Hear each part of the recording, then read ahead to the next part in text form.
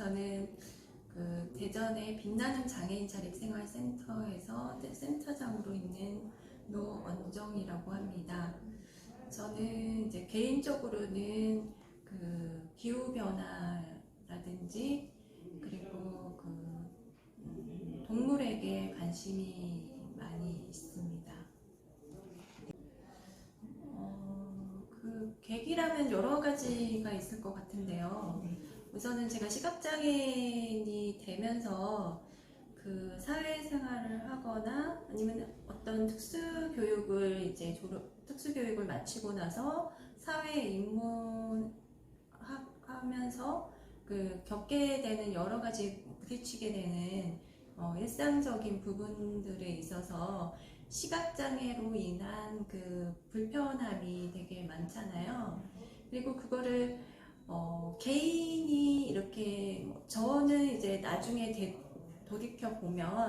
예전을 돌이켜보면 그 개별적인 권익공헌은 잘 했던 것 같아요. 그래서 어떤 예를 들면 그 음식물 이제 처음으로 도입한 지 음식물 별도로 버리라고 분리수거하라고 하는 게 나왔을 때 제가 처음에 이제 그 다세대 주택에 있어서 그 음식물통을 내놓고 다시 제가 걷어와야 되는, 수거해야 하는 상황이었거든요. 근데 이게 다세대다 보니까 이게 표시를 한다 하더라도 그거를 이제 비우고서 이게 정확한 위치에 놓게 되지 않잖아요. 그러니까 그런 부분에 있어서 제가 그 담당 공무원들한테 연락을 해서 제가 이런 시각장애가 있어서 이런 게 불편해서 제 아이디어는 이런데 어떠냐 이렇게 건의를 한다든지 그런 거부터 시작이 된 것 같아요. 근데 그렇게 사소하게 해결이 되는 것도 있지만 활동 지원 서비스도 저는 처음에 40시간을 받았거든요. 근데 그 이의 신청을 하라고 해서 이의 신청을 했어요. 근데 이의 신청을 하면서도 이게 유형에 맞는 질문이 아니다. 어떻게 이게 저는 그 진중하게 솔직하게 답변을 했는데 이게 40시간밖에 못 받은 거다. 그럼 이게 문제가 있는 거 아니냐. 그래서 그런 것들, 그러니까 여러 가지가 있는 것 같아요. 근데 그거는 개인이 해결할 수 없는 부분들이 많잖아요. 그리고 기존의 그 사회복지 체계에는 10년 전이나 20년 전이나 크게 당사자한테 와닿게 이게 사회복지구나라는 게 느껴지는 게 적었던 것 같아요. 그래서 그러면 이게 당사자의 목소리를 낼 수 있는 게 뭐가 있을까라고 했을 때 이게 자립생활센터 쪽에 관심을 기존에도 많이 가지고 눈을 돌리게 된 거죠. 네. 우선은 시각장애로 인해서 불편함은 예전보다는 많이 적어졌다고 할 수 있는데 교통약자 이동 서비스도 있고 해서 이동권에 있어서도 전에보다는 많이 향상이 됐어요. 그렇지만 이제 저희 지금은 다들 스마트폰을 많이 활용을 하잖아요. 그러면 모바일 에 있는 웹 접근성이 시각장애인한테 부분적으로 되는 것들이 있고 아직 완벽하게 되지 않는 것들이 되게 많아요. 특히 쇼핑 사이트라든지 그리고 정보 접근 시스템이라든지 하다못해 통신사 어플 있죠.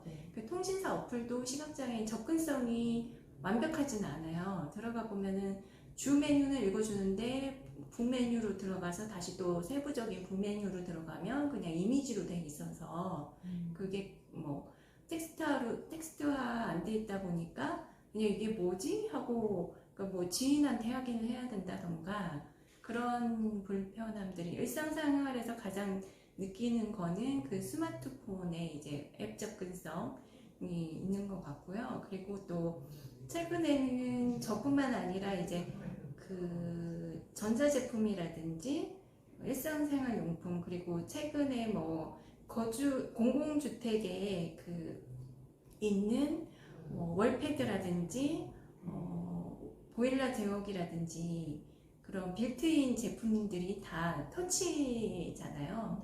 그리고 터치고 그게 음성 지원도 안 되고 그러다 보니까 시각장애인한테는 되게 네, 우용지물이 되는 경우가 많죠. 네. 이게 뭐 대전 시민에 국한되기보다는 이게 전국적인 뭐 국민이 될 수가 있는데 각자 종사하는 분야가 다를 수가 있잖아요. 그러면은 우선은 우리나라는 접근을 되게 보면 노인용, 뭐 장애인용, 뭐 임산부용 별도로 이렇게 많이 하는 것 같아요. 그거는 뭐 또 그렇게 별도로 해서 뭐 그 진행되는 용이성은 있지만 그거보다는 처음 제작하기 전에 그리고 처음 시설하기 전에 설치하기 전에 장애인에 대한 요인에 대한 그런 배려를 조금만 가지고서 접근을 한다면 초기 비용도 적게 들고 네, 훨씬 나은 생활을 할 수 있다고 생각하거든요. 그래서 그런 접근부터를 생각을 다시 하면 어떨까라는 생각이 들어요. 네. 거창한 것 같은데요. 제 센터의 운영 철학보다는 제가 예전부터 가지고 있던 철학은 보통은 길이 아니면 가지를 말라고 하잖아요. 근데 저는 이제 길이 없으면 만들어서 간다라는 것과 그리고 말은 하는 것이 아니고 말은 듣게 하라는 철학을 가지고서 네, 일을 하고 있습니다. 기본적으로 사업하는 거는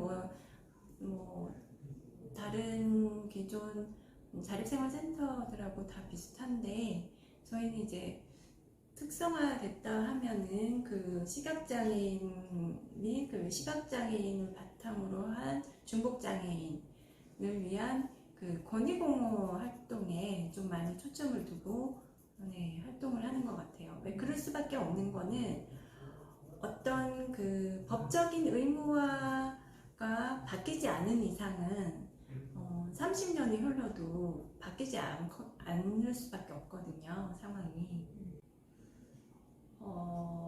이제 최근에는 3년에 걸쳐서 코로나19라는 게 어느 한 지역에 국한되지 않고 전 세계적으로 이제 퍼져나간 거잖아요. 네.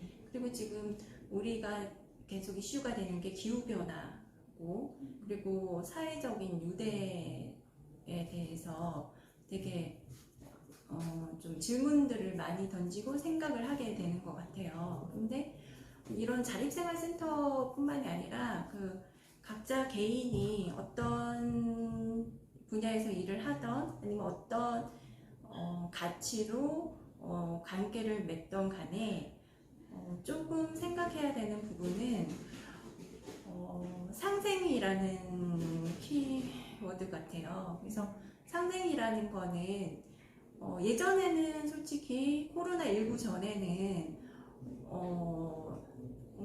예를 들면 내가 피해갈 수 있으면 피해갈 수 있는 거고 내가 하기 싫으면 하지 않을 수 있는 거고 그런 환경이 주어진 거잖아요. 근데 지금 앞으로는 더 갈수록 이게 개인에 국한되지 않고 우리 나아가서는 사회, 더 나아가서는 세계 이렇게 바뀌는 과정 같아요.